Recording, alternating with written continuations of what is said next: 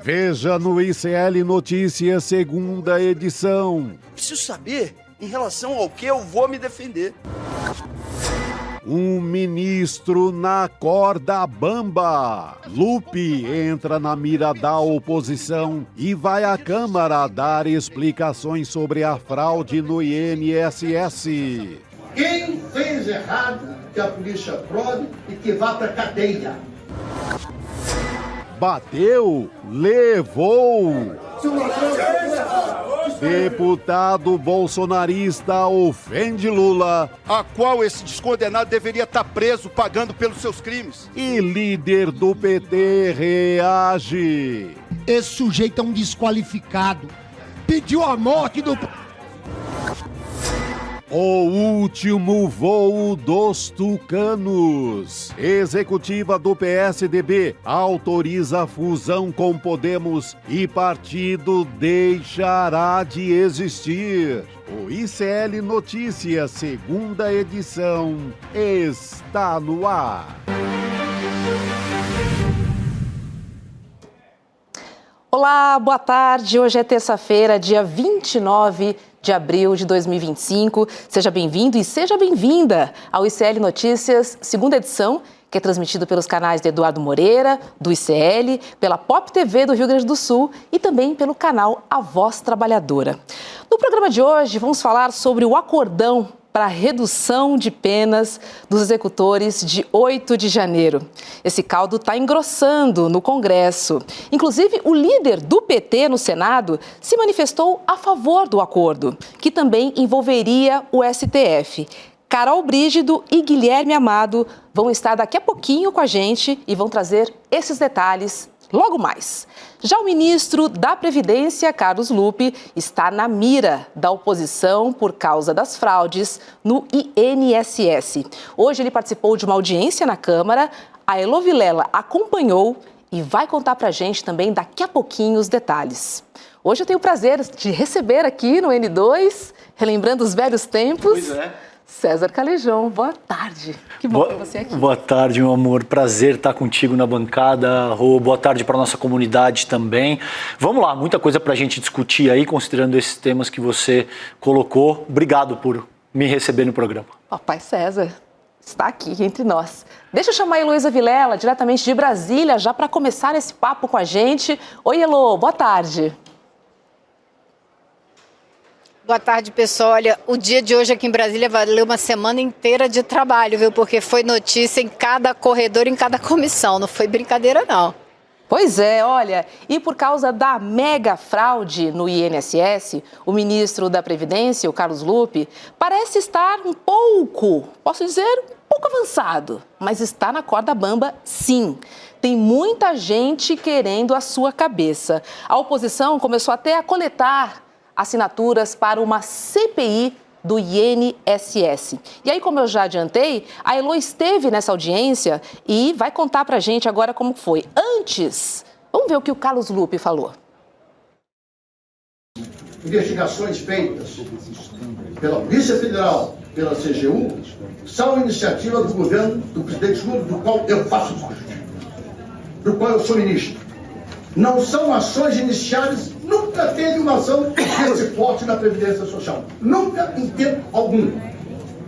Quem tem a verdade como instrumento de vida, não teve nada. Quem fez errado, que a polícia prove e que vá para cadeia. Heloísa Vilela, ele disse que os fraudadores devem ir para a cadeia. E disse isso, Roberta, mais de uma vez. Repetiu essa afirmação aí várias vezes. Agora, ele também deixou claro que, segundo ele, não sabia da extensão dessa fraude até ser informado por esse levantamento da CGU e da Polícia, da CGU não, da Polícia Federal, no dia que começou a ação, na quarta-feira da semana passada. E outra coisa que ele disse e repetiu foi que é preciso mudar o sistema, que o INSS não tem que ser intermediário da relação de associados com a associação. Ou seja, se eu sou uma aposentada ou pensionista e quero fazer um acordo com uma associação ou um sindicato, eu tenho que ter essa relação direta com a associação, que o INSS não tem que ficar no meio. Só está no meio porque todo mundo quer desconto direto na folha, o que essas associações querem. Então ele fez uma defesa, o que algumas pessoas aprovaram, inclusive, da retirada do INSS do meio dessa relação que tem dado muito problema e muita fraude.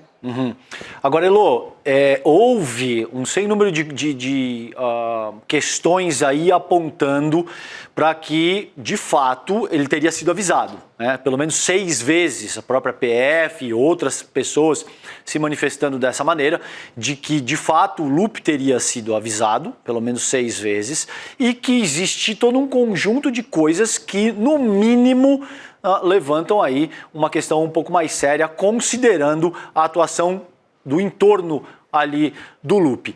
A priori, a gente analisou isso no N1, ele adotou ali uma postura que você mesmo classificou como um pouco dissonante daquilo que a conversa estava propondo naquela ocasião, né? Ele, de fato, fez uma defesa ali, dizendo que ele tinha indicado a pessoa, que ele confiava na pessoa, que era total responsabilidade dele. O que a gente viu agora aí já me parece um pouco uma postura também já diferente. Parece que ele já está se reposicionando como quem diz, olha, se fez, tem que pagar, e ele já parece não adotar uma postura tão enfática no sentido de defender como ele fez anteriormente. Como é que você avalia isso? Você acha que a situação dele é muito delicada? A gente conversou na semana passada, eu te perguntei, você acha que ele cai? Você falou, olha, por enquanto eu acho que não, mas na política tudo pode acontecer. Como é que você avalia isso hoje? Você mantém essa análise? Você acha que a situação do Lupe se deteriorou? Como é que você enxerga isso? Olha, eu acho que politicamente não, junto ao governo acho que ainda não. Na minha visão e pelo que eu tenho ouvido de fontes do Planalto, é que nada vai acontecer com ele enquanto não tiver uma prova de que ele realmente tinha um conhecimento da extensão do problema e não fez nada, ou de que ele tivesse algum envolvimento direto com esse problema. E que são coisas que até agora não apareceram. Então, fica difícil, o governo não vai fazer nada. Como eu disse da outra vez, o Lupe não é um membro do partido, do PDT, que faz parte da Frente Ampla. Ele é o dono do PDT. Romper com o Lupe, isso já foi dito nos bastidores, já chegou aos ouvidos do governo. Romper com o Lupe seria romper com o PDT. Então, o governo fica numa posição que ele vai ter que deixar as coisas aparecerem e o Lupe ser implicado ou não por omissão, por negligência, o que seja. E o que até agora não aconteceu. Agora, a sessão hoje foi, assim, uma pancadaria. Você teve até deputado, o Coronel Crisóstomo, por exemplo, terminou o questionamento dele dizendo, ministro, deixe o cargo, entregue o cargo, saia. E o pessoal, o Marcel von Hatten, trouxe uma aposentada aqui de Brasília, que está com câncer e que está sendo descontada por um programa que ela diz que do qual ela nunca fez parte, ela nunca concordou em fazer parte. Então foi assim, ele se exaltou e apresentou a mulher como prova e fez aquele escândalo, foi, claro, bem teatral. A aposentada, coitada, chorou, ficou super nervosa e ela teve uma hora até que eu gravei, deu para ouvir com toda clareza. Havia essa discussão se essas fraudes começaram no governo do ex-presidente Bolsonaro, se começaram agora, e todo mundo, claro, da esquerda, dizendo que isso começou desde 2019, não foi inventado no governo Lula, mas também ela disse, mas o meu desconto começou há 1 ano, por esse governo, um governo no qual eu tenho fé, mas está me descontando, ou seja, ela estava numa situação dificílima, porque ficou muito claro que ela deve ter votado nesse governo e agora precisa resolver esse problema. Então isso dá para a gente, eu estou falando isso não por causa do circo que a extrema-direita armou, mas para dar dimensão para a gente da importância desse problema, do peso que esse problema tem, das implicações políticas que ele pode ter. Então me parece que o governo precisa dar uma resposta forte, rápida e imediata para esse problema do INSS, porque se isso não acontecer, o desgaste político para o governo será muito grande, não vai ter como dissociar o governo da resposta que ele dê. Ele vai ter que dar uma resposta eficaz e é dificílimo, porque o problema é muito complexo, vasto, são muitas organizações em todo o país e muito dinheiro, né? E a cobrança aqui também é grande para que o INSS não cubra esse rombo, que esse dinheiro volte de quem roubou esse dinheiro. E a gente nunca sabe se isso é possível, né? Até onde esse dinheiro ainda existe, já foi queimado, não foi queimado, né? É. E como você já comentou, Elô, a oposição fez show. O deputado bolsonarista, o Marcel Van Hatten, chegou a levar uma aposentada para a audiência pública. Vamos ver. Submetida a uma cirurgia no intestino. Ela, senhor ministro Carlos Lupe, foi à agência do INSS quando soube que estava sendo roubada para informar, se o senhor me permite, que R$ 77,86 estavam sendo tirados do seu benefício. E lhe disseram simplesmente que essa era uma entidade de São Paulo, ou seja, nenhum serviço prestado para ela aqui, e que não haveria o que fazer. Dona Eximar, ela é uma de, estima-se o Ministério, 6 milhões de vítimas. Heloísa Vilela, chegaram a levar uma aposentada ali para sensibilizar, né, a audiência. A oposição realmente está a todo vapor. A gente poderia, assim, adivinhar que isso ia acontecer, né? Porque o tamanho do problema é tão grande que não é nada difícil encontrar um aposentado que está nessa situação e, de preferência, que esteja sendo descontado apenas no último ano, nos últimos 2 anos, que é o que a oposição faria com certeza, né? Então, acho que, sim, isso deixa o governo numa situação complicada, claro, difícil, e é o que eu digo, agora estão querendo fazer uma CPI desse problema da fraude do INSS para tornar isso ainda um problema ainda maior para o governo federal. Eu acredito que isso pode ser um tiro no pé, como foi a CPMI do 8 de janeiro, que foi a direita que puxou e, no fim das contas, quem foi mais prejudicado foi exatamente a extrema-direita, né? Então, eles que se cuidem. Mas a gente tem aqui no Congresso uma composição cada vez mais complicada, né? Hoje, por exemplo, aqui do lado, no salão lotado, celebrou-se a união, a Federação PP, a União Brasil. Então, isso criou um novo bloco, que agora é o bloco maior, que tem o maior número de deputados, tem mais deputados que o PL, e está falando em conversar com o Bolsonaro a respeito de 2026.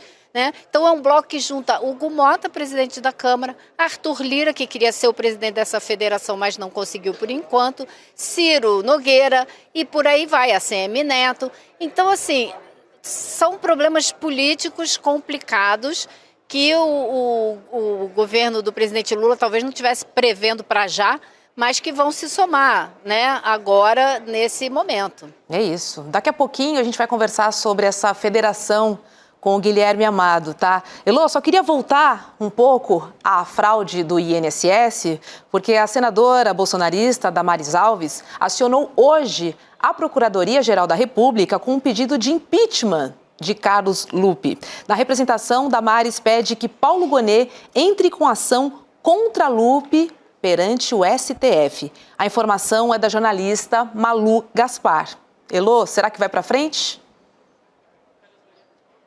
Pois é, me estranhou muito hoje quando eu vi a senadora Damares Alves adentrando a comissão da Câmara, onde o Lupe estava sendo questionado na audiência pública. É muito raro um senador vir à Câmara para entrar numa comissão, né, da Câmara, e ela estava lá. Agora, eu acho, Roberta, que ela precisa apresentar algum indício mais sério de participação do ministro nessa história da fraude para poder alguma ação realmente acontecer. Enquanto não houver, e digo mais, no minuto que houver algum indício concreto de envolvimento do ministro Lupi na fraude que está lesando os aposentados e pensionistas do INSS, não tem a menor dúvida que ele será afastado. Mas o governo do presidente Lula, que é assim que tem agido, não vai afastar ninguém se não houver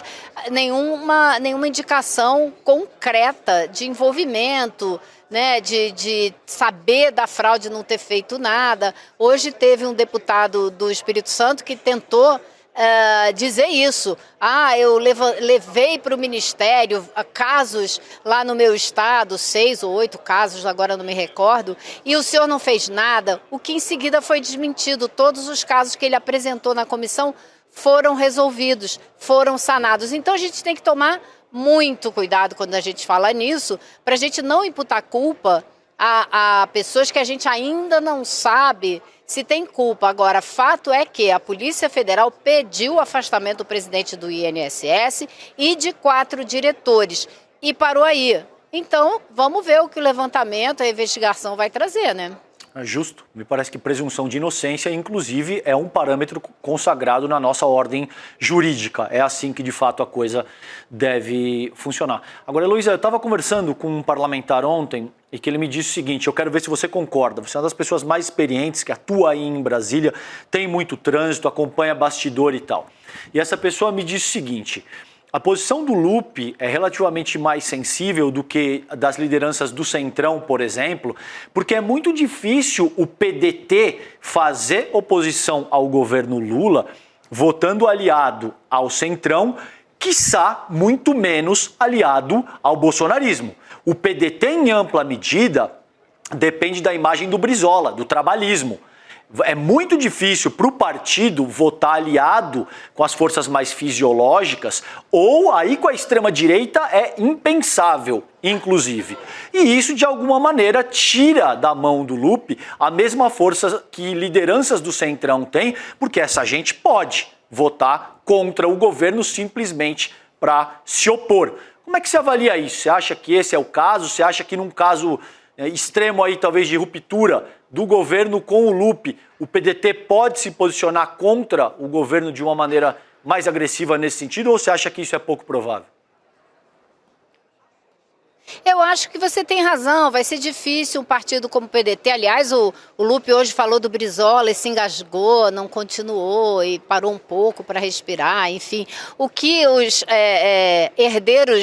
reais herdeiros políticos de Brizola não devem ter gostado muito, porque a briga entre eles é muito grande e muitos acham que ele não representa os ideais, né, do brizolismo. Mas, quanto ao PDT, eu acho que ele não pode simplesmente abraçar uma pauta de direita e abandonar, né, o governo por questões ideológicas, por questão de posicionamento político. Então, nesse sentido, é que eu acho que o governo talvez tenha mais facilidade para afastar o Lupi do que muita gente pensa. Ele pode, sim, pegar um outro representante ou do PDT ou de outro partido da centro-esquerda para ficar no lugar dele no ministério, sem perder os poucos votos que o PDT tem aqui dentro, mas que são quase garantidos para o governo. Eles não vão passar a votar contra. Agora, acho que o presidente Lula, a postura do governo é de só fazer essa ruptura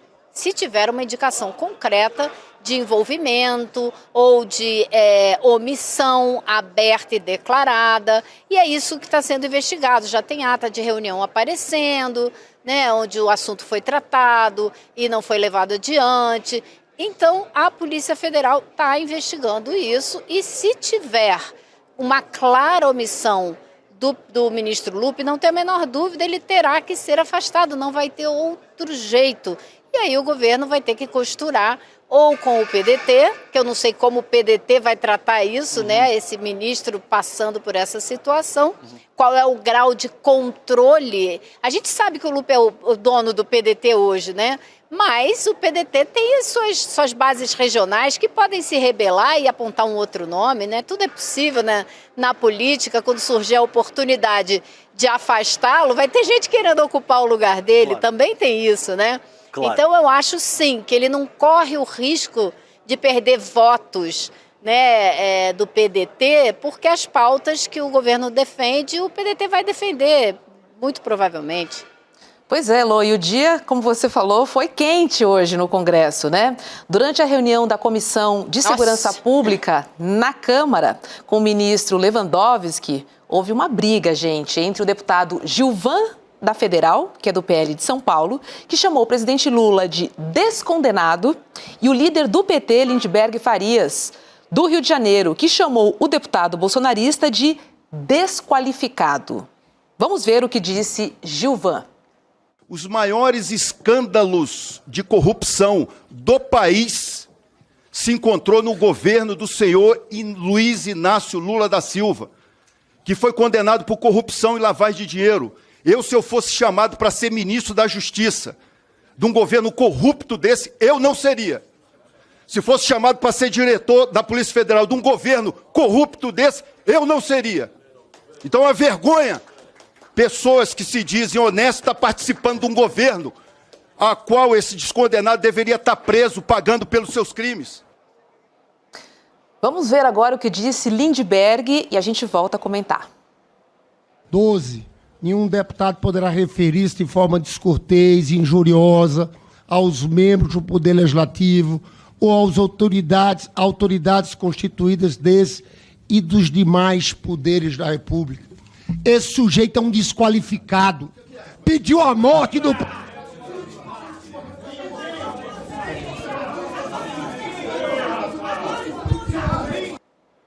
Elô. Sangue à flor da pele, hein? Não foi fácil. E teve mais, viu? Não foi só isso que esse deputado disse. Ele ainda fez referências àquela lista da Odebrecht, onde a ministra Gleisi Hoffmann aparecia como amante. Ele usou um termo de baixo calão para se referir à ministra, que eu não vou nem repetir aqui. Isso também, claro, né? Entornou o caldo ainda mais, porque, obviamente, todo mundo sabe que o deputado Lindbergh Farias é companheiro da ministra Gleisi Hoffmann. Então, ele quase perdeu a cabeça, eles quase se agrediram fisicamente. A deputada Laura Carneiro entrou no meio para impedir que isso acontecesse. E digo uma coisa a mais para vocês. Um deputado da extrema-direita foi ouvido dizendo no corredor logo em seguida para o Lindbergh Farias: achei que você estava apostando que você ia dar na cara dele, alguma coisa nesse sentido, que deu a entender para muita gente que era uma provocação clara, que existe uma intenção da extrema-direita de fazer com que o Lindbergh Farias perca a cabeça, para fazer com ele o que está sendo feito com o Glauber Braga agora, que está lá na Comissão de Constituição e Justiça, onde a votação vai acontecer a qualquer momento. Por isso eu estou até olhando aqui no celular, porque vão me avisar, a qualquer momento vai ser votado o relatório da CCJ a respeito da cassação do Glauber, e ninguém espera que ele saia vitorioso. É o mais provável, eu diria 99% de chance, que o mandato dele, a aprovação da cassação, saia hoje na CCJ. E aí a gente tem um prazo de 60 dias para essa cassação ser discutida aqui no plenário. Mas esse entrevero entre o Gilvan da Federal e o Lindbergh Farias é algo que o PT está muito preocupado e já está pensando até em como blindar um pouco o Lindbergh Farias das provocações que prometem, pelo que a gente está vendo aqui, prometem se multiplicar para ver se tiram ele do sério. A receita, né, César? É sempre assim, tirar do sério, provocar. Exato. E assim, desqualificado, convenhamos, Elô, é um eufemismo bastante interessante para esse sujeito, esse Gilvan. Ele não tem absolutamente nada a acrescentar no debate público. Ele é um cara que vive desse tipo de polêmica, bota a bandeira do Brasil ali no ombro, insulta absolutamente todo mundo. Então é um método. Não me parece ser um caso isolado, é um método, eles se valem desse tipo de expediente para, de fato, ganhar algum nível de protagonismo, algum nível de inserção no debate público, porque produzir algo que seja realmente bom para o povo brasileiro, dali não sai absolutamente nada. Mas ele consegue algum tipo de holofote. Não sai nada, César. Vai lá, Elô. E vamos lembrar, qual foi a última grande proposta deste senhor, deste deputado? Foi aquele projeto para tirar as armas da segurança do presidente Lula. Ele queria que o presidente Lula andasse, ele apresentou esse projeto, não é conversinha. É um projeto que foi aprovado na Comissão de Segurança Pública para tirar as armas dos seguranças do Lula. E ele acrescentou, eu quero que ele morra, eu quero que ele vá para o inferno. Ou seja, esse é o deputado que está tentando tirar o líder do PT na Câmara do sério. Então eu acho que se o PT está pensando em blindar um pouco o Lindbergh Farias, tem mais é que blindar, porque o objetivo, assim, o método a gente já conhece e funciona, porque tem uma hora que ninguém aguenta, tem uma hora que a pessoa explode, você começa a falar dos seus parentes, dos seus familiares, das suas pessoas mais queridas, como foi com o Glauber Braga, que ficaram falando da mãe dele, que estava com Alzheimer, que morreu logo depois, sabe, tem uma hora que ninguém aguenta. Então, eu acho que isso é muito sério e isso tem que ser muito bem observado. Exato. Então, primeiro é isso, tem uma hora que ninguém aguenta, o que a Elo já colocou. Uma hora os insultos, você vai insultar a mãe, vai insultar a esposa, vai insultar a filha. Chega uma hora que, de fato, isso vai bater num limite e a pessoa vai, de fato, reagir. E o Gilvan, ele entende muito bem, por exemplo, ele provoca, houve ali situações análogas, por exemplo, com o Mourão, só que com o Mourão, um ex-vice-presidente da República, ele chega na cara do Mourão. Com o Lindbergh, ele já não quis chegar tão perto porque ele entende que ali a coisa é um pouco mais complicada pro lado dele, né? Mas, de fato, tem que se tomar todo o cuidado do mundo, porque o Lindbergh não pode cair nesse tipo de provocação. É tudo que eles querem para seguir o mesmo tipo de processo de perseguição política que eles estão estabelecendo com o Glauber. O que é curioso, minha gente, é o seguinte, a gente vê esse tipo de deputado fazer falas absurdas, dizendo que quer que o presidente da República morra, insultando, agredindo. A gente viu outros deputados utilizando coisas absolutamente misóginas, que eu não vou nem repetir aqui, considerando o próprio Lindbergh Farias e outra deputada que eu também não quero mais expor nesse sentido, vocês muito bem sabem do que eu estou me referindo aqui. E não tem um único processo em Conselho de Ética, em CCJ, em absolutamente nada. Essa gente utiliza das estratégias mais baixas, sujas, imundas que vocês podem imaginar, né? Gustavo Gayer, Gilvan da Federal, todo esse miolinho ali do bolsonarismo que não contribui com absolutamente nada para o país e fica vivendo desse tipo de lacração para ter algum tipo de relevância. Não tem que passar, Roberta, por Conselho de Ética. Nunca bate em Conselho de Ética ou coisa que o valha. A provocação não bate, porque Exato. Se você não provoca, não tem reação. Exato. Então, veja, Certo? se o objetivo para te passar, Elo, se o objetivo, ou Hobbes, se o objetivo da política é mediar o conflito, é evitar que as coisas ganhem as vias de fato, é óbvio que esse tipo de provocação tem que ter um limite. É óbvio que esse tipo de provocação tem que ser contornada ou tem que ser punida Combatida. no limite, no Conselho de Ética, por quebra de decoro ou algo nesse sentido. Se você permite que o cara insulte a esposa, a mãe de um deputado, a filha, é de se esperar que em algum momento isso vai ganhar as vias de fato. E aí, quando isso acontece, são os deputados da esquerda ou do campo progressista que vão parar no Conselho de Ética e têm os seus mandatos cassados. É isso que a gente está vendo com o Glauber nesse momento. Exato. Isso não pode continuar. Exatamente. Eu acho que tem uma outra maneira de olhar para isso aí também, que é muito preocupante, sabe? É que você, no caso do Glauber, por exemplo, não foi nenhum outro deputado, foi um membro do MBL que veio aqui na Câmara, que já o perseguia, veio provocar um pouco mais, né? Com uma missão de provocá-lo. Ele já declarou isso. Então, o que eu acho pior ainda, claro, a perda do mandato de um deputado como Glauber é horrorosa, mas você está legitimando, autorizando um tipo de comportamento dentro do Congresso Nacional. Você está dizendo que tudo bem uma pessoa escolhida por um grupo político vir aqui com a intenção única de provocar um deputado e que isso não vai dar nada para esse grupo político, que ele pode vir aqui e fazer isso.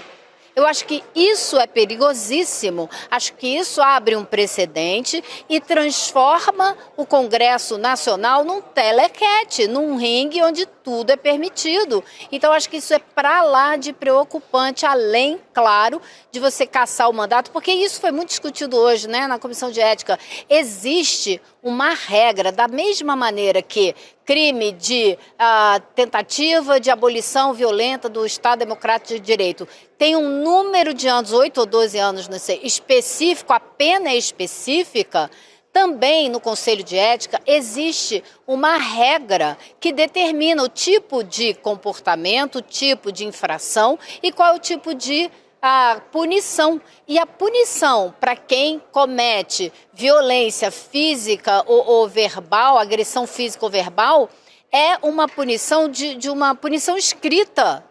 Não se fala em cassação. Então, é como eles disseram, o relator decidiu impor a pena que lhe deu na veneta, ou que alguém soprou no ouvido dele. Então, isso também é uma desqualificação do regimento da casa. Então, tem muitas camadas de problema nessa tentativa de cassação do mandato do Glauber Braga, que agora já está na fase da votação. Acabaram de me avisar aqui, a coisa de 3 minutos, que a votação no Conselho de Constituição e Justiça começou. Então, daqui a pouquinho deve sair o resultado. Se eu não estiver mais aqui com vocês, eu certamente mando no grupo para vocês poderem noticiar, tá bom? Combinado, Elô. Vamos falar um pouco sobre o PL da anistia enquanto isso, porque está ganhando corpo o acordão no Congresso para reduzir as penas dos executores de 8 de janeiro e aumentar a dos mandantes. Essa seria uma maneira de esvaziar o projeto da anistia bolsonarista. Olha só o que disse a Folha de São Paulo, o líder do governo no Senado, o Jacques Wagner. Abre aspas. Eu acho ótimo o projeto de lei de redução de penas, desde que não se fale em anistia para mandantes e financiadores do crime. A ideia dos dois presidentes da casa, Davi Alcolumbre e Hugo Mota, é evidentemente isolar essa outra proposta de anistia. Isolar aqueles que continuam defendendo a anistia. Eu não diria que estaria isolando o ex-presidente Jair Bolsonaro. Eu diria que esse projeto está isolando os chefes, reduzindo o número daqueles que serão alcançados com punições mais severas, mais duras, como tem que ser. Heloísa Vilela. Mais ou menos, né, Roberta? Porque o que está se pensando, o que está se desenhando lá no Senado para depois vir para a Câmara é uma mudança na lei que hoje existe e que pune a tentativa de golpe, tentativa de destruição do Estado Democrático de Direito e tal. E essa mudança na lei, ela vai beneficiar quem já foi julgado. Ela não vai beneficiar quem ainda vai ser julgado, que pode ter a pena piorada. Você não pode mudar a lei para tornar ainda pior a situação de um réu. Você vai poder diminuir pena, porque se você disser na lei que a pena não tem que ser de 12 anos, tem que ser de 8, e que você não tem que cumprir metade, só 1/3 e por aí vai, você assim consegue diminuir a pena de quem já foi condenado. Mas você não pode aumentar para esse grupo que vai ser julgado agora. O que você pode fazer é mudar a lei, dizendo que daqui para frente, nos próximos casos, quem tentar dar um golpe de Estado vai encarar uma pena muito mais forte, muito mais pesada. Então, esse é um acordo que não é um acordo do Congresso Nacional. É preciso que a gente diga. Isso é um acordo, é um entendimento que está sendo costurado com o aval do Palácio do Planalto, mas especialmente com o entendimento do Supremo Tribunal Federal. O ministro Barroso, presidente do Supremo Tribunal Federal, já deixou muito claro que ele acha que não existe hipótese de se falar em anistia, ou seja, se bater um projeto de anistia lá no Supremo Tribunal Federal, será considerado inconstitucional, porque não tem perdão para quem tentou abolir a democracia. Agora, a pena, se o Congresso mudar a lei, compete ao Congresso fazer as leis. Então ele deu uma declaração nesse sentido. E o que o senador Jacques Wagner disse abertamente agora é algo que eu estou ouvindo já tem alguns dias entre pessoas do PT, pessoas da esquerda. Existe essa ideia de que seria, sim, interessante esvaziar a pauta da anistia. Eu, cá com meus botões, temo. E temo muito. Eu acho que no Congresso Nacional, e hoje eu vi o Jorge Misael, que entende muito mais das idas e vindas do Congresso Nacional do que eu, mas eu venho dizendo isso desde ontem também, uma lei que entra para tramitar no Congresso Nacional, ninguém sabe como sai. A maneira como ela chega é uma, a proposta que ela faz é uma, e o resultado no final pode ser um bocado diferente. A gente está vendo agora a formação aí desse bloco gigantesco, que tem mais votos do que o PL e que é muito mais afeito às pautas do PL, digamos a verdade, do que às pautas do governo Lula. Então eu acho que é um risco enorme, enorme, dar força para essa costura. Tá certo, Heloísa Vilela, vamos ficar de olho, né? Porque de fato, né? Nem tudo que entra sai do mesmo jeitinho, principalmente quando a gente fala em política, né? Que é falar sobre articulação. Obrigada, bom descanso merecido pelo dia de hoje e até amanhã aqui no N2. Elô, beijo pra você. Até amanhã, pessoal. Um beijo, querida. Chega mais, Rodrigo Viana. Olha o homem aí. Voltando aqui, Agora pessoal. Sim. Prazer. Boa noite. Boa noite, Roberta. Boa noite, Calejão. Boa noite, prazer. querido. Salvo engano, acho que eu nunca tive com o Calejão aqui à noite. Acho que não, né? No N2. Não, acho que no N2 não ainda. Formação inédita, então? Formação inédita. Eu assisto vocês todas as noites, mas acho que a e- gente não tive o prazer ainda de dividir aqui a isso. mesa do N2 contigo. E aí, Rodrigo, Jacques Wagner disse, eu acho ótimo esse acordão aí. Eu ouvi desde ontem, né? Eu e a Roberta Calejão, a gente estava ouvindo a avaliação da Heloísa Vilela. Ela é bastante cética e está preocupada com esse fato, né? De que você entra... Porque qual que é a proposta, né? Vocês já trouxeram aqui, mas para resumir, né? A proposta é diminuir as penas para os pequenos, né? Diminuir as penas para aqueles que praticaram a violência lá na Praça dos Três Poderes e manter ou até aumentar a pena para aqueles que foram os mandantes. Mas o risco é esse, você de repente diminui a pena de todo mundo e aí beneficia também o Jair Bolsonaro. Fora que, diminuindo a pena de quem fez a violência, de quem praticou a violência, naturalmente, como a pena do Bolsonaro e dos generais não está ainda determinada, o Supremo tende a, na hora do balanço das penas, também puxar um pouco para baixo. Mas, do ponto de vista do realismo político, né, você tem um Congresso de maioria conservadora, né? A gente mostrou aqui ontem, o bloco, essa nova federação PP União Brasil tem mais de 100 deputados. Isso. E o PL e o Partido Novo tem outros 100. Então tem 200 deputados de direita e de extrema direita. Né? Isso. Esses 200, mas é muito perigoso porque eles podem reduzir a pena e facilitar o Bolsonaro. Bom, eles podem se juntar e fazer anistia. Né? Só que a anistia é mais difícil de tramitar porque tem vários bloqueios possíveis. Então, é uma avaliação bastante complexa, o que dá para a gente cravar e dizer com toda certeza. Supremo, os ministros estão nesse acordo, né, o Barroso, o Alexandre de Moraes, inclusive, Sim. E o PT, porque o Jacques Wagner, nessa frase, deixou claríssimo que é o governo Lula, apesar do presidente Lula não ter falado. Então, é uma avaliação, os dois polos que resistem ao bolsonarismo, que são o governo Lula e o Supremo, entendendo que é melhor isso do que deixar o embate da anistia correr solto por mais tempo. Essa é a avaliação que vem de lá, Roberta e César. Com todas as ressalvas que a Heloísa faz, eu acho que a turma que está lá sentindo a temperatura e a pressão deve saber. O risco talvez seja maior se você deixar a anistia, deixar esse discurso para eles o tempo todo, sem colocar um limite. Você reduzindo as penas, você estanca um pouco esse discurso. Acho que E o Brasil pode andar, né? Pode andar um pouco. Podemos tratar das pautas que interessam o país, porque realmente falamos sobre esse assunto. Assim, exaustivamente, assim. Eu acho que o importante é ter punição e cadeia, de preferência para os mandantes, mas ter punição. Se vai ser 15 ou 12 ou 8 anos, para mim não é tão importante o tamanho da pena. O importante é ter alguma pena. O Collor, não é pouco, 8 anos e 10 meses. Né? Agora, será que 17 anos para quem fez o quebra-quebra é muito? Algumas pessoas entendem que sim. Tecnicamente, o Supremo está interpretando a lei que existe. Teria que mudar a lei para o Supremo ter outra interpretação, certo? É isso. Olha só, Leandro Demore gravou um vídeo pra gente super importante para você que gosta e curte o jornalismo corajoso do ICL. Vamos ver. Jornalismo de verdade coloca o interesse do público acima de qualquer outro. Essa é a gravidade da situação. Como que a gente hoje, que tem imagens imediatas do que se passa, aceita uma coisa dessa? Incomoda os poderosos. Ele me viu, olhou no meu olho, já mandou ele atrás de ti, cadê a credencial? A gente entrou agora numa cruzada contra esse crime das tais apostas esportivas. Jornalismo de verdade não se omite nunca. Está sempre ao lado da democracia. Que eu já falei várias vezes, né? Sobre como o Cid omitiu e até mentiu algumas vezes. As urnas, elas funcionam. A denúncia foi recebida por unanimidade. Não descansa, porque a notícia também não.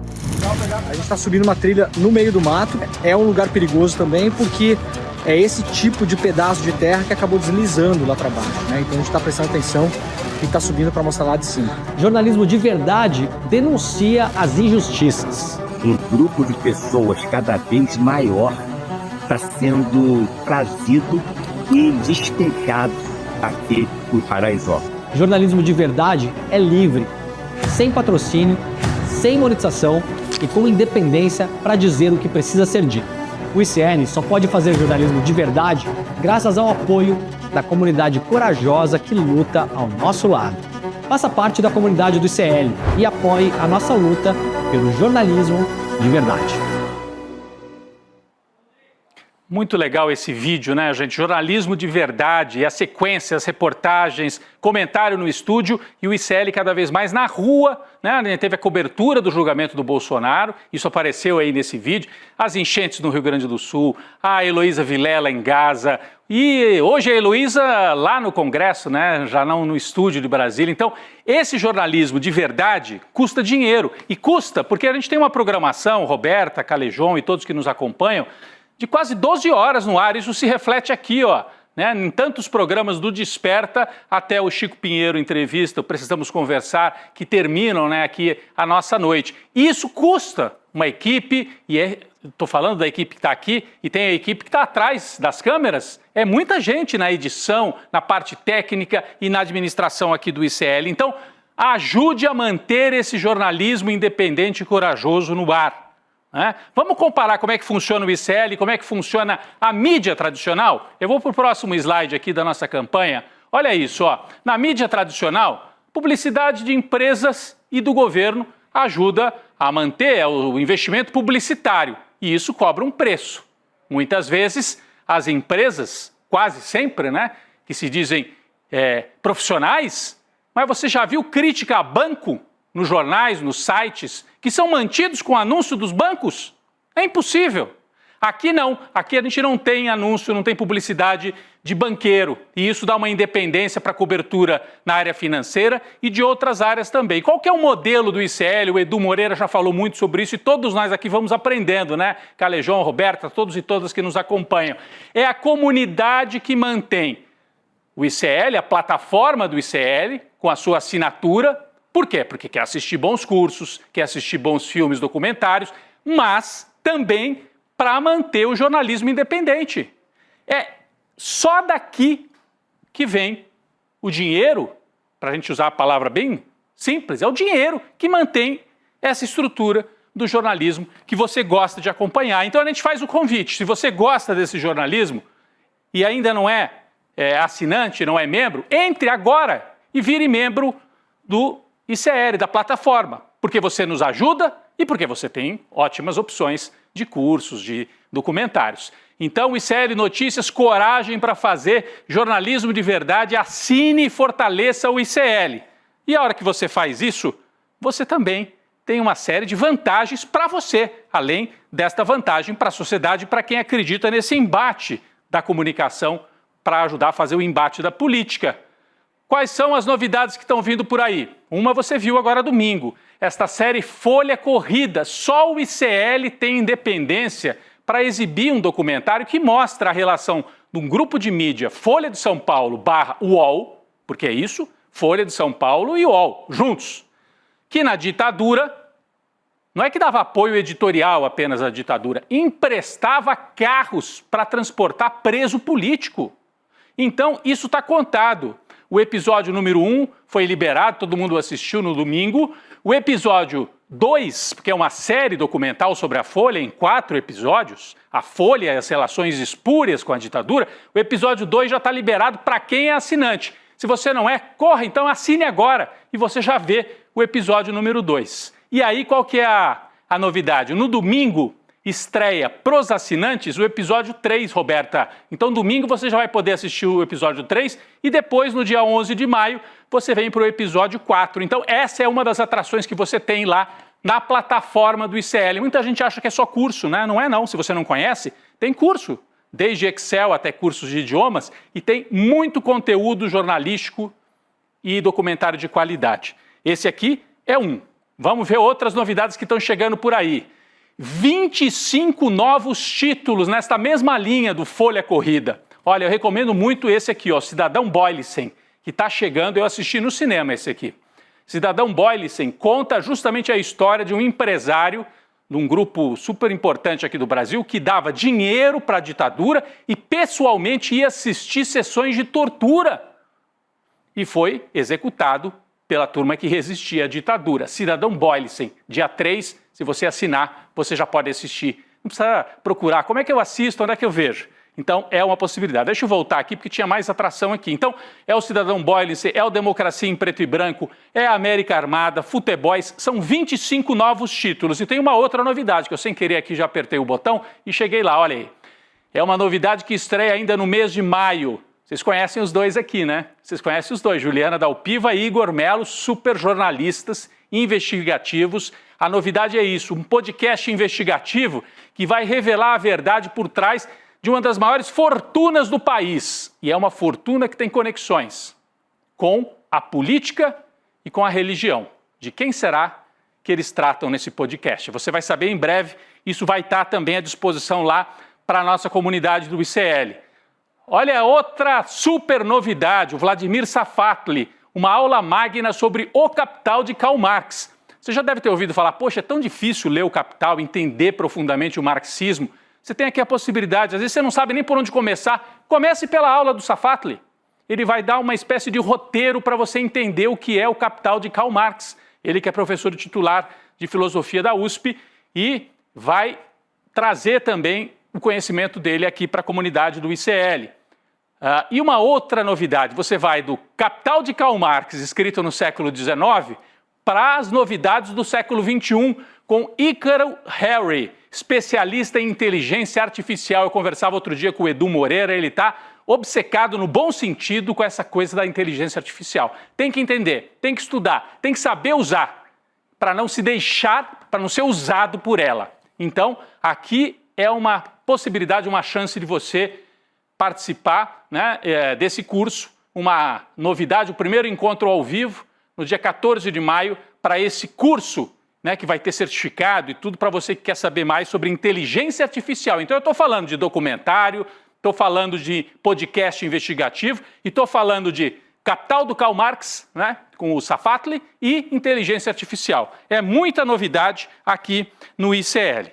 Deixa eu dar mais uma passada aqui. E você fazendo a assinatura agora, porque eu vejo assim, mas será que eu assino? Faz agora. Né? Faz agora. E aí você, se precisar de um empurrãozinho a mais, você ganha alguns presentes aqui, se você fizer a assinatura solidária, que custa R$ 62,00 apenas. Você ganha 2 livros, né? O livro que inspirou a série Folha Corrida, e esse aqui é A Última Chance, organizado pelo Edu Moreira e o Rafael Valim, que traz a denúncia da Procuradoria-Geral da República e outros artigos, né, comentando esse momento histórico da denúncia contra os golpistas. Você ganha 2 livros, você ganha esse pôster exclusivo aqui, Anistia é Golpe, estamos falando disso agora. Anistia é Golpe, e ímãs, Ditadura Nunca Mais, uma pulseirinha do ICL e, claro, o certificado de membro solidário. Quanto é que custa mesmo? Deixa eu colocar aqui na tela, então. R$ 62,00 por mês é o custo para você virar membro solidário. Você pode fazer isso pelo QR Code, muita gente nos assiste pela televisão, então você vai com seu celular no QR Code, ou você acesse cln2.com.br e faz agora a assinatura, vira membro solidário e ajuda a manter essa equipe aqui. E eu vou encerrando porque a gente tem um noticiário para continuar, né? A Roberta e o Calejão estão aqui do meu lado. Fica o convite, gente. Faz agora e vira membro e ajuda a manter e ampliar a nossa equipe e a nossa programação. E olha só, Rodrigo, saiu agora o resultado do parecer na CCJ pela cassação de Glauber Rocha. Foi por 40... Braga, desculpas. Foi por 44 a 22. Pela cassação. A votação agora vai ser mesmo definida no plenário. E agora vai a plenário, portanto, agora cabe a maioria absoluta, 257 votos, para que então se confirme a cassação do Glauber Braga. A gente já sabia, Rodrigo, a gente vinha dizendo aqui que seria uma luta dificílima pro Glauber. Ele veio no N1, a gente conversou com ele, o termo que ele usou, e eu me sinto à vontade de dizer isso aqui no ar para vocês, porque é público, notório, a gente também estava no ar no N1 quando ele disse isso. Ele me disse, olha, César, eu estou cercado. De fato é uma situação muito difícil. O que está em jogo aqui não é a minha reação ao provocador do grupo que eu me recuso a falar o nome. É um grupo que vive de estimular esse tipo de expediente, pede para tomar tapa na cara e chute no traseiro para, de fato, ter algum tipo de relevância e inserção no debate público. O que está em jogo aí é que eu resolvi enfrentar as principais forças estruturais do Congresso Nacional, principalmente no que diz respeito ao orçamento secreto. Como isso funciona, a distribuição de dinheiro, emendas impositivas e esse tipo de coisa. E aí mexeu com o que, de fato, a coisa pega, principalmente considerando a atuação do Arthur Lira. Então era líquido e certo que, de fato, o Glauber enfrentaria esse tipo de dificuldade. É uma pessoa extremamente corajosa, articulada, eloquente, sabe expressar suas ideias de uma maneira muito forte e, de fato, mexe com quem tem poder no Congresso Nacional. Então era de se esperar, Rodrigo, que a gente, e Hobbs, e amigas e amigos que nos assistem nesse momento, que o Glauber teria que enfrentar esse tipo de resultado já na CCJ. Vamos ver como é que isso agora segue a plenário, Rodrigo. Pois é, agora o Hugo Mota, o presidente da Câmara, tinha dado um prazo de 2 meses, né? 2 meses para ele parar a greve de fome, né? Então vai ganhar 60 dias. Aí ele ganhou 60 dias para levar para o plenário. Mas enquanto isso, a Comissão de Constituição votou. Então significa que tem pelo menos mais 1 mês e 20 dias, mais ou menos, para levar para o plenário. E nesse meio tempo, alguma articulação. O que o Hugo Mota sinaliza é articular alguma coisa para que no plenário possa se converter esta pena, que é muito alta, você cassar o mandato de alguém por esse tipo de coisa que aconteceu ali, teria que caçar de vários outros, né? Mais 8 anos de inelegibilidade, vale a pena falar, né, Rodrigo? Então, assim, é querer destruir a carreira do cara. Acabar mesmo. Então, é uma pena bastante drástica. Não sei se ele tem possibilidade de reverter isso, mas é o jogo que está agora nos bastidores, né, Roberta? Vamos chamar nosso colega Guilherme Amado? Já está por aí, Gui? Boa noite para você. O placar ficou em 44 a 22. E agora vai para plenário a cassação de Glauber Braga. Pois é, Roberta, boa noite para você, boa noite, Calejão, boa noite, Rodrigo, boa noite, comunidade. No plenário ele tem mais chance do que teria na CCJ, porque no plenário a correlação de forças não é tão desfavorável a ele, e tem uma parte do Centrão que pode se solidarizar com a velha coisa de ser uma cassação de um colega. Não é a maioria, é uma parte pequena, mas pode fazer com que ele ganhe ali apertado e não haja maioria para a cassação dele. Bom, não vai ser fácil. Anyway, ele vai ter que contar com articulação de colegas. Ele, Glauber mesmo, ele continua batendo o pé de que ele vai seguir denunciando, ele vai seguir mostrando o que considera de práticas fisiológicas por parte do Centrão. Ele escolhe a figura do Arthur Lira, mas ele ataca o Centrão como um todo, e isso cria uma atmosfera muito ruim para ele, né? Mas foi a escolha dele. Né? A escolha dele é essa estratégia, uma estratégia de ataque. E, enfim, se ele se salvar no plenário, vai ser por muito pouco. O ambiente segue muito desfavorável para o Glauber. E se ele se salvar no plenário, é se o governo, de alguma maneira, trabalhar para que ele articular, se salve, né? Trabalhar, conversar com o Hugo Mota, porque o Hugo Mota, né, tem a pressão do Arthur Lira, pelo que a gente sabe de bastidor, o Arthur Lira quer a cassação. Como é que pode reverter isso? Se tiver um compromisso de que vamos fazer uma pena dura, mas que não chegue à cassação, e aí o governo teria que entrar em cena, porque só os votos da esquerda e do PSOL vai ficar nisso aí, né? Vai ficar em 120, 150 votos contra a cassação, e o restante talvez mais propenso a caçar, porque vai dizer, é o cara que denuncia o orçamento secreto, por que eu vou salvar esse sujeito? Que o orçamento secreto é hoje a principal ferramenta de reeleição de tantas e tantos deputados, né? Então, é uma situação bastante complexa. Vamos ver o que acontece. Nós temos imagens aí da CCJ do momento seguinte à votação de agora a pouquinho. Então, são imagens recuperadas, né? Quórum de 66 e 44 a 22. 2 terços a 1 terço, Roberta, é o número que você tinha dado. 2 terços a 1 terço pela cassação do Glauber Braga, repetindo. Já passou no Conselho de Ética e passou na CCJ, falta o plenário. O Guilherme analisou aqui, no plenário ele tem as melhores chances, apesar de não ser tanta, né, para salvar o mandato. São 257, né? Maioria absoluta. Maioria absoluta. Gui, vamos girar a pauta, porque a Executiva Nacional do PSDB autorizou hoje, com 100% dos votos, a negociação para que o partido avance para se fundir definitivamente com o Podemos. No dia 5 de junho, será convocada uma convenção nacional para confirmar a fusão das duas legendas. Depois disso, o TSE, que é o Tribunal Superior Eleitoral, ainda precisa autorizar a junção dos partidos. A nova sigla ainda não tem nome definido, mas já se sabe que as antigas marcas do PSDB serão abandonadas, assim como o número 45. Ainda há uma certa discussão se mantém ou não o tucano. O tucano famoso, né? Ali. Vamos ver o que acontece. A fusão do PSDB com o Podemos vai criar uma nova força no Congresso. Isso é fato. A gente separou até uma arte mostrando como é que fica aí essa correlação de forças com o novo partido. Vamos ver essa arte aqui, olha. Eles vão ficar, então, com 28 deputados federais. Serão, então, a 7ª maior bancada na Câmara Federal. Serão 7 senadores, a 4ª maior força dentro do Senado. Eles ficam com 401 prefeituras e terão 3 governadores, sendo aí a 7ª maior bancada na Câmara Federal. Não, 3 governadores não é a 7ª maior bancada na Câmara Federal, são 3 governadores em si.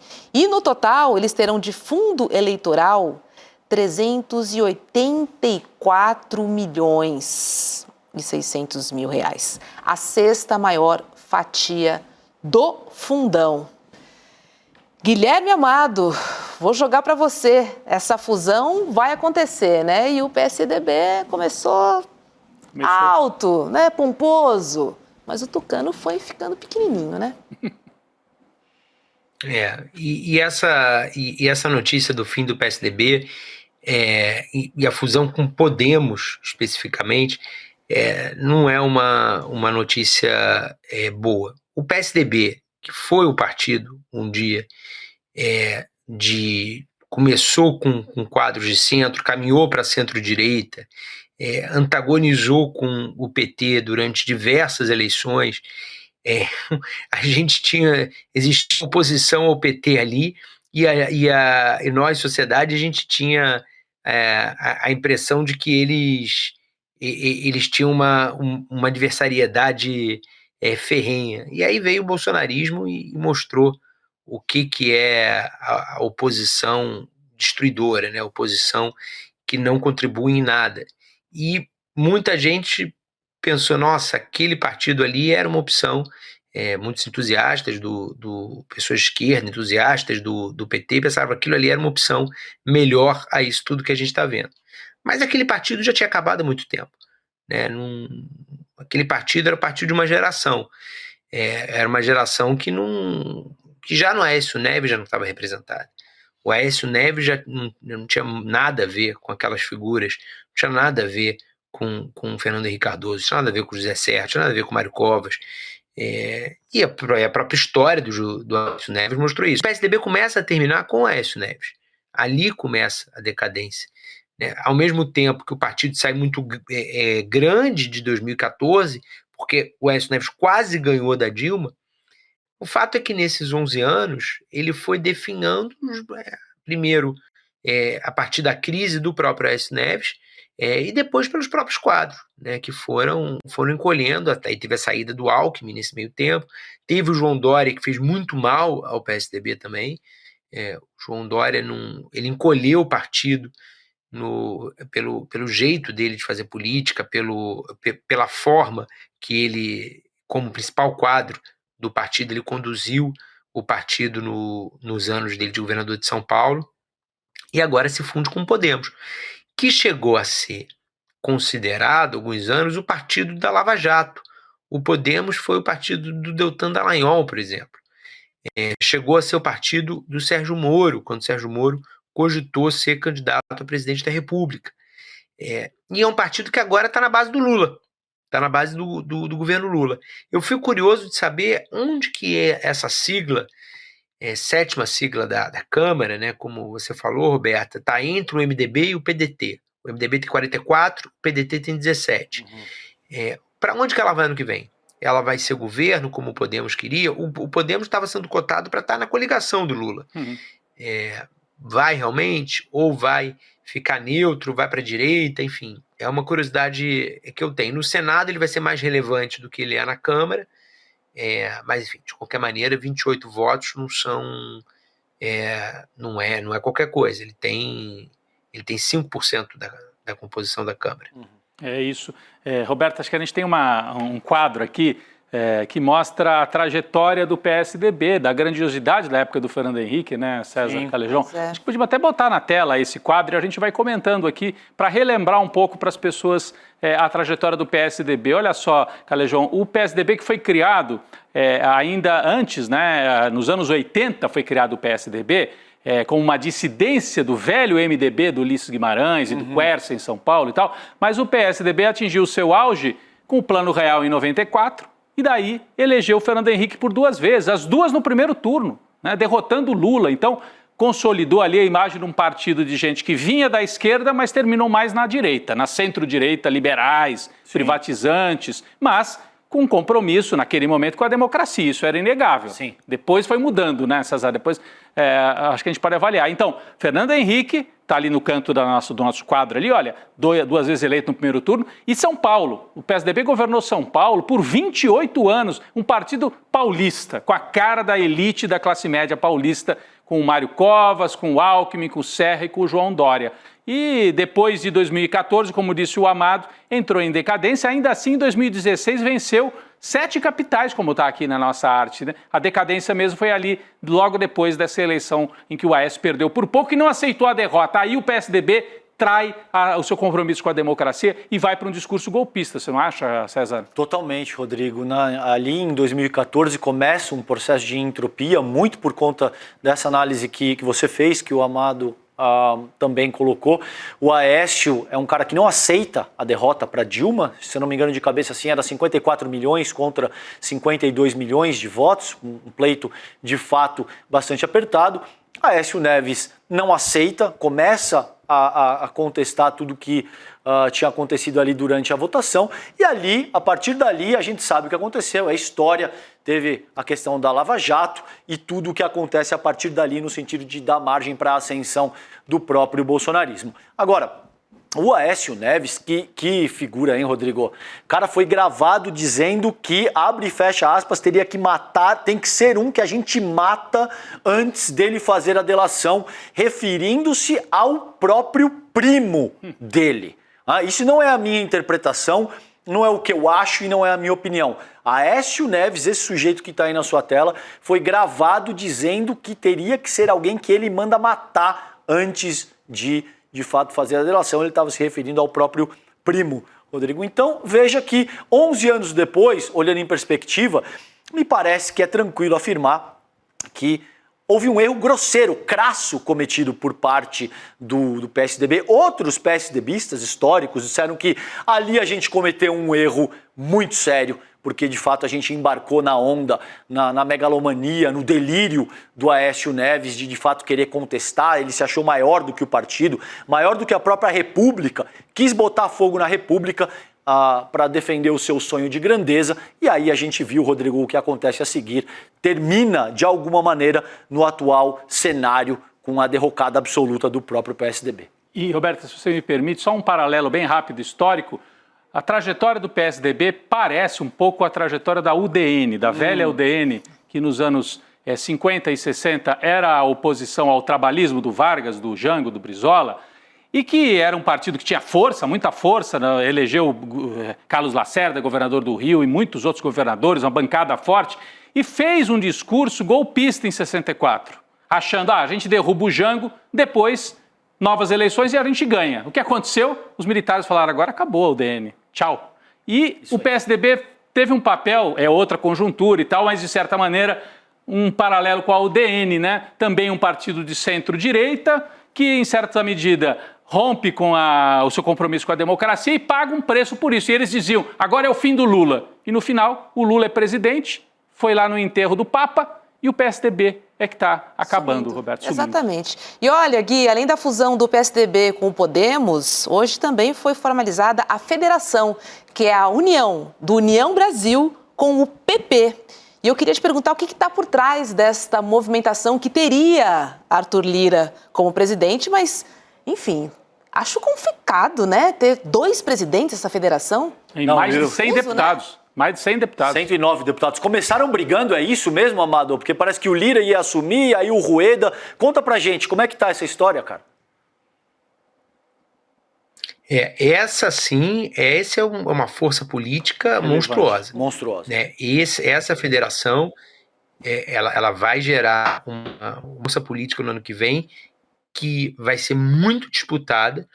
Não acho que vai estar com a esquerda, acho que eles vão estar com a direita, ou com uma postura de neutralidade, que também é muito vantajoso. Está aí o PSD, que é neutro algumas eleições, só faz crescer.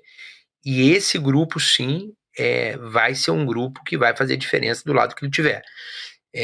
Eu acho que hoje está sepultada a candidatura do Ronaldo Caiado. Eles não vão ter um candidato, né? Ou eles vão com o candidato da direita, ou vão ficar neutros. Não acho que vão estar na esquerda, como eu falei. E o Ronaldo Caiado está tentando ali se equilibrar, está tentando se salvar de algum jeito, mas é uma candidatura que não tem mais salvação. Morreu com a federação surgindo.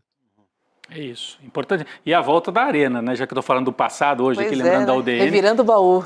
União Brasil e PP, no fundo, são os herdeiros da velha Arena, né? O PDS e o PFL, que estão se reencontrando na federação. É o Arenão, porque é a volta, 110 deputados, a maior bancada na Câmara dos Deputados. Mas essa não deu pro Lira, né? Que fique bem claro, pelo menos... Por hora. Não rolou. Guilherme Amado, obrigada e uma boa noite para você. Até mais aqui no... Obrigado. Valeu, gente. Boa noite. Bom programa para vocês. Valeu, Gui. Um abraço. Obrigado. Deixa eu chamar a Carol Brígido para a gente falar da prisão do ex-presidente Fernando Collor de Mello. Oi, Carol. Boa noite para você. Seja bem-vinda. Oi, Roberta. Oi, meninos. Bem-vindo para vocês também, que já estão aqui. E, Carol, a leitura mais imediata e que tem sido muito comentada é que a prisão do ex-presidente Fernando Collor seria um recado para Bolsonaro. Ou seja, se o STF teve coragem para prender um ex-presidente, pode fazer isso com outro em breve, né? Mas parece que não é tão simples assim. Queria que você explicasse para a gente o que a prisão de Collor diz sobre o futuro do STF, por favor. Então, gente, essa é uma leitura um pouco rasa, né? Se a gente pensar, um ex-presidente foi preso, logo o outro também vai ser preso. A gente tem que olhar que, juridicamente, a situação dos dois está bastante diferente. O Collor, ele foi denunciado em 2015, aquela primeira leva de processos que chegou da Lava Jato no Supremo Tribunal Federal. E aí ele foi condenado pelo plenário do STF em 2023. Passaram-se 2 anos dessa condenação. Por que teve esse intervalo de tempo entre a condenação e a prisão?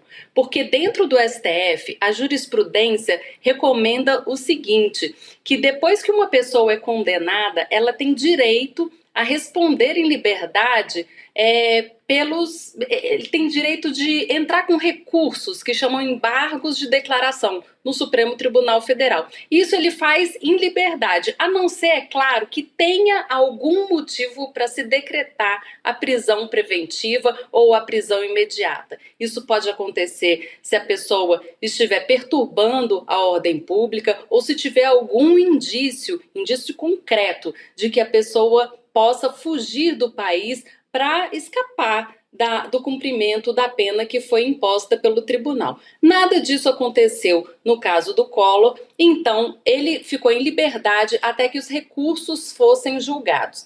Depois que foram julgados 2 recursos, esses que se chamam embargos de declaração, aí ele entrou com um terceiro recurso, e aí nesse terceiro recurso o ministro Alexandre de Moraes, que é o relator desse processo também, falou o seguinte: não, isso já é protelatório, não faz o menor sentido, esse recurso não vai dar em nada, então vou mandar prender imediatamente. Mas diga-se, esse imediatamente teve 2 anos de intervalo, né, entre a condenação e a prisão. Se a gente for olhar agora para o caso Bolsonaro, o Bolsonaro acabou de ter aberta uma ação penal contra ele, foi agora em março. Agora há pouco, foi na semana passada que ele foi notificado disso, ou seja, a instrução desse processo, dessa ação penal que foi aberta agora, nem começou.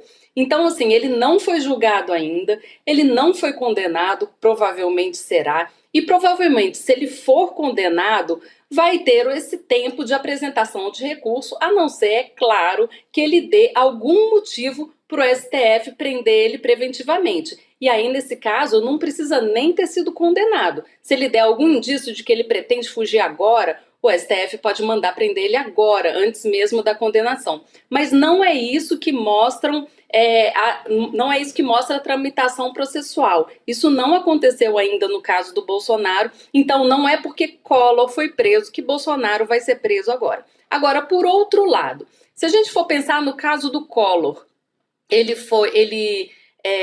saiu do Palácio do Planalto, saiu do cargo em 92, quando ele era presidente da República, e foi processado no Supremo Tribunal Federal. Em 94, 2 anos depois dele ter deixado o cargo, o STF julgou Fernando Collor e inocentou ele. Então, assim, ele não foi condenado em 94, depois ele foi processado novamente por fatos ocorridos enquanto ele era presidente da República, ali entre 90 e 92, e aí, novamente, em 2014, o Supremo Tribunal Federal inocentou o Collor mais uma vez. Daí, esperou até 2023 para condená-lo. Qual é a diferença? Lá em 94 e em 2014, Collor ainda tinha alguma popularidade. Ele deixou a presidência, mas ele foi senador durante um longo período, né? Ele teve mandato até janeiro de 2023. Então, quando é difícil assim, o Supremo Tribunal Federal condenar alguém que ainda tem algum tipo de poder, porque vai entrar em conflito direto com o Congresso Nacional, com os poderes da República. Condenar Collor agora, que não tem mandato nenhum, é totalmente diferente para o Supremo. Não entra em conflito político, não tem um ônus político, né, nessa condenação, nessa prisão de Fernando Collor. Em compensação, Bolsonaro, se a gente for olhar, ele, apesar de estar fora do poder, de estar inelegível, de ser réu em uma ação penal, ele tem milhares de seguidores, ele tem milhares de simpatizantes, os eleitores dele não se jogar fora, né, tem um número expressivo. Então a gente vê que o STF está sendo bastante cauteloso nesse caso do Bolsonaro. A gente viu até que ele se refugiou na embaixada da Hungria, ele xingou o ministro do Supremo, ele conclamou as pessoas a não seguirem decisão do Supremo e ainda assim o Supremo não decretou prisão preventiva. Então a minha aposta é que não vai ter preventiva. Vai se esperar o trânsito em julgado, ou seja, a eventual condenação e depois o julgamento de todos os recursos aos quais Bolsonaro tem direito, para depois, se for o caso, prender o presidente se ele perder, né, esses recursos todos aos quais ele tem direito. Então, essas são as diferenças entre o caso Collor e o caso Bolsonaro. Resumindo, em comum só tem que são ex-presidentes que responderam a ações penais no Supremo Tribunal Federal. Eu diria também, Carol, que o Collor está respondendo a tudo isso com um pouco mais de dignidade do que o Bolsonaro. O Bolsonaro, enquanto vocês estavam aqui no ar, eu estava no intervalinho aqui, o Bolsonaro acabou de retirar aquela sonda nasogástrica e ele gravou e publicou esta imagem que eu não recomendo que ninguém assista, porque é uma imagem que ele se expõe, é dolorido retirar uma sonda, evidentemente. Então ele fez questão, olha a exibição do sofrimento, né, de alguém que tá ali, mas todo paciente que passa por isso sofre assim, né? Então ele está tentando se transformar numa vítima, ele que dizia que ia fechar o Supremo, cabo e soldado, dizia o filho dele, que não ia respeitar mais nada, está lá na posição de vítima num hospital, né, aguardando que o Supremo tenha pelo menos pena dele na hora de impor as condenações. Então, mesmo que o condene, deixa ele ir para casa. Acho que essa que é a tática. Mas convocou manifestação, né? Mas convocou manifestação. Dia 7 agora. Reclamou da oficial de justiça ir lá no hospital. E gritou com os médicos. E não pode entrar na UTI, mas pode transformar a UTI numa central de espetáculo bizarro, né, transmitindo procedimentos médicos como esse que eu acabei de narrar. Foi agora, eu acabei de assistir isso na internet. E convocou, né, César, uma manifestação. Você acha que tem... para Brasília, então ele ainda acha que tem chance nessa pressão, né? Eu acho que ele está nessa linha do esperneio, né, Rodrigo? Ele está tentando angariar o que lhe resta de capital político. Vamos ver. Aqui, a última que ele fez na Paulista, algo em torno de 45, 50 mil pessoas, não é desprezível, sejamos honestos, tá? Demonstra ainda algum nível de força política junto à população, apesar de não ser nem perto do que o bolsonarismo já foi capaz de reunir um dia. Em fevereiro do ano passado, eles colocaram mais de 180 mil pessoas aqui na Paulista. Agora, Carol, queria ouvir um pouco de você também. A gente estava falando de recados do STF e hoje, nessa edição do N2, a gente estava discutindo um pouco como é que anda a questão da anistia e que parece que existe um acordo aí caminhando para, de alguma forma, aliviar pelo menos aquilo que a gente convencionou chamar de bagrinho, né? A raia miúda que participou ali do golpe, quebrando, invadindo o Congresso Nacional, e as pessoas pegaram penas sérias, Rodrigo. Gente que pegou ali mais de 15 anos de cadeia, então, de fato, é bastante expressivo. E aí existe essa avaliação, o Rodrigo fez uma análise muito boa, Elô fez outra análise muito boa, e algo que gira entre, seria um checkmate no bolsonarismo, porque esvazia o principal apelo que o bolsonarismo tem, no sentido de dizer, estamos pleiteando uma anistia para pais de famílias inocentes e velhinhas que estavam ali com a Bíblia na mão, porque muito bem, então isso já está endereçado, os senhores perdem essa força argumentativa. E por outro lado, existe toda uma preocupação de que isso abra um precedente perigoso, principalmente a depender do que aconteça na eleição presidencial do ano que vem, de como é que fica a distribuição ali dentro do Senado Federal. Você que acompanha isso muito perto, Carol, como é que você avalia isso? O STF está de fato aliado com isso? Isso deve prosperar? Qual que é a tua avaliação? Olha, o que a gente tem visto é que antes tinha uma resistência bem grande no STF em relação a qualquer conversa sobre diminuição de pena ou sobre anistia. Hoje a gente está vendo que a resistência continua muito grande em relação à anistia, mas já existe alguma abertura em relação à diminuição de pena, desde que ela seja feita pelo Congresso Nacional e não pelo Supremo Tribunal Federal. Daí o que acontece? O acordo agora está sendo costurado da seguinte maneira: essas penas ficariam mais baixas para as pessoas que executaram essa tentativa de golpe e mais altas para os mentores do golpe. Só que o que vai acontecer na prática? De acordo com a Constituição Federal, uma mudança legislativa na lei penal não pode retroagir para prejudicar um réu, um acusado. Ou seja, essas pessoas que receberam penas grandes de até 17 anos por terem depredado ali os prédios e tentado invadir os prédios dos três poderes e com isso tentar um golpe de Estado, essas pessoas poderiam ter a pena reduzida, as penas que já foram determinadas pelo Supremo Tribunal Federal. Daí, os cabeças, digamos assim, as pessoas que planejaram de fato o golpe, nesse caso, Jair Bolsonaro estaria incluído, ele não poderia receber uma pena mais gravosa do que a pena que estava na lei quando os atos foram cometidos. Então, ele não poderia ser punido com uma pena maior do que está na lei hoje, ainda que esse acordo passe no Congresso Nacional. Isso serviria para as futuras pessoas, para as pessoas que tramem um golpe, um outro golpe, eventualmente, no futuro, não para Bolsonaro.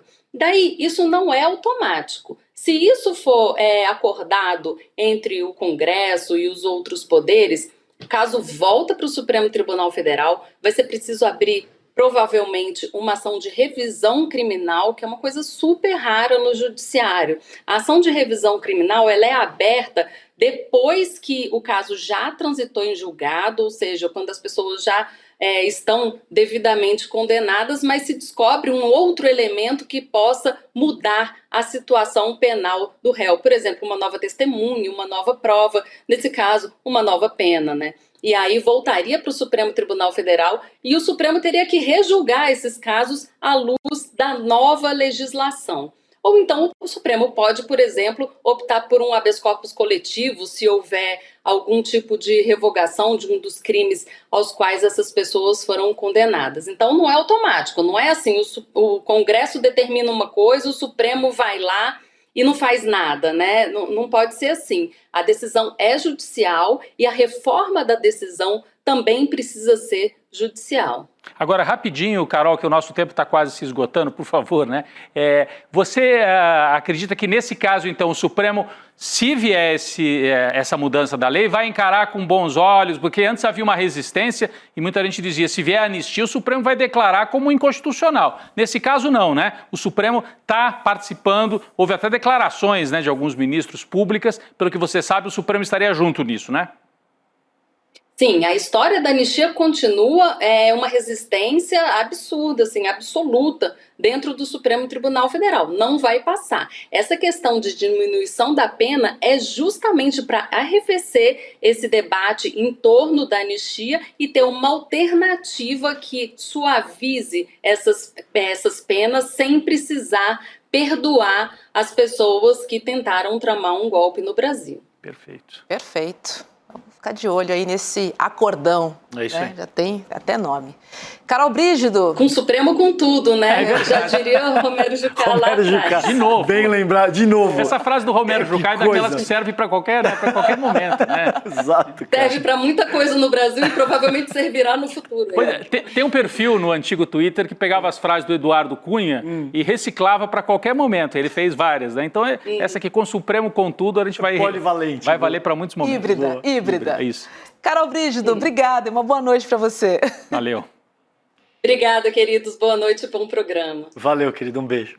Olha, daqui a pouquinho, coladinho no N2, Precisamos Conversar sobre alguns homens que se tornaram assunto na última semana. Gente, vamos lá. Estou falando de Alexandre de Moraes, um protagonista inesperado da política nacional. Tem também na pauta Fernando Collor de Mello, que foi da presidência ao Banco dos Réus. E elas também vão conversar sobre Ney Matogrosso, que ganha as telonas com sua cinebiografia Homem com H. Eu sou muito fã do Ney, conto logo aqui. Também na pauta do encontro hoje, elas vão falar sobre as masculinidades e o movimento Legendários. Rapaz. É bem interessante de conversar sobre esse assunto, porque olha... Cada uma... Vocês já viram esse movimento Legendário? O que é isso? Que Infelizmente, barbaridade. Já. Eu também estava olhando. Eu não conheço, eu já tinha ouvido falar, nunca tinha parado para... Bom, eu não vou falar muito. Assistam no programa, não Precisamos Conversar, porque elas vão comentar bastante. É um movimento de homens desses daí que vocês imaginam, né? Da turma que desagou no bolsonarismo, no outro lá... No puro suco da extrema-direita. Puro suco da masculinidade... Frágil, masculinidade tóxica, né, Roberta? É sobre isso então, mesmo. Um tema bem legal aí para o debate do Precisamos Conversar. Pois é, eu sempre falo que é o troco do patriarcado. Vem com tudo, Legendários, Red Pills e vem o pacote todo. Então não perca, é logo após o ICL Notícias, segunda edição. Daqui a pouquinho, tá bom? O seu encontro marcado com Juliana Baroni, Açucena, Márcia Tiburi, Nina Silva e também Sara Zara. E para você receber o link da transmissão, sempre com um programa inédito no ar, entre no grupo de WhatsApp do Precisamos Conversar. É icl.com.br/Precisamos Conversar. Tá? Aproveite aí para ficar sabendo dos convidados, dos temas, enfim, com antecedência. Entre no grupo de Zap do Precisamos Conversar. Fechamos? Daqui a pouquinho, hein? É tempo de tomar uma água. Isso. Já ficar conectado. Nem desconecta, já vai direto. Não, é só para tomar uma aguinha. Conectado, Boa, tá bom? Essa turma, comandada pela Ju Baroni, né, a Açucena, a Tiburi, a Nina Silva, a Sara Zara, os cortes estão rodando muito nas redes sociais. Muito. Né? Viraliza muito, né? Viraliza e a extrema-direita detesta, né? O que mostra que elas estão tocando justamente em pontos sensíveis aí. Exatamente. As mulheres debatendo, por exemplo, os legendários, que são esses homens que se juntam. Só homem, Roberta. Só homem em acampamento por aí. Tipo Pablo Marçal quando leva os amigos lá para o alto da montanha. Só homem para, na cabeça deles, recuperar o que eles acham que é a verdadeira masculinidade. Meu Deus. Então você imagina o que sai disso daí, né? Sabe o nome disso, né? Masculinismo. Masculinismo. Exatamente isso que elas vão conversar daqui a pouquinho. Boa. Tá bom? É isso. César, obrigada. Obrigado, queridos. Eu que agradeço vocês. Obrigado por me receberem aqui no N2. Uma honra estar com vocês. Beijo também pro Chico Sá, que... Tá voltando. Tá descansando, daqui a pouquinho tá de volta. Chico, beijo, te amo, tô com saudades também. Todos nós. Valeu. Valeu, Obrigado, Rodrigo. César. Um prazer. Valeu, querido. Roberto. Obrigado. Beijo, comunidade. Até amanhã. Tchau, tchau. Valeu. Jornalismo de verdade coloca o interesse do público acima de qualquer outro. Essa é a gravidade da situação. Como que a gente hoje, que tem imagens imediatas do que se passa, aceita uma coisa dessa? Incomoda os poderosos. Ele me viu, olhou no meu olho, já mandei ele atrás de ti. Cadê a prevenção? A gente entrou agora numa cruzada contra esse crime das tais apostas esportivas. Jornalismo de verdade não se omite nunca. Está sempre ao lado da democracia. Que eu já falei várias vezes, né? Sobre como o Cid omitiu e até mentiu algumas vezes. As urnas, elas funcionam. A denúncia foi recebida por unanimidade. Não descansa, porque a notícia também não. A gente está subindo uma trilha no meio do mato. É um lugar perigoso também, porque é esse tipo de pedaço de terra que acabou deslizando lá para baixo, né? Então a gente está prestando atenção e está subindo para mostrar lá de cima. Jornalismo de verdade denuncia as injustiças. Um grupo de pessoas cada vez maior está sendo trazido e despejado aqui no Paraisópolis. Jornalismo de verdade é livre, sem patrocínio, sem monetização e com independência para dizer o que precisa ser dito.